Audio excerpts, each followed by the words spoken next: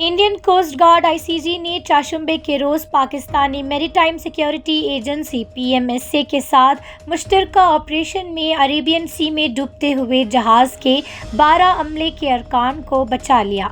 जहाज़ एमएसवी आल पिरानपीर Indian water से बाहर पाकिस्तानी रेस्क्यू जोन में शदीद समुद्री हालात और पानी भरने के बाइस डूब गया। ये जहाज़ ईरान से पोरबंदर वापस आ रहा था।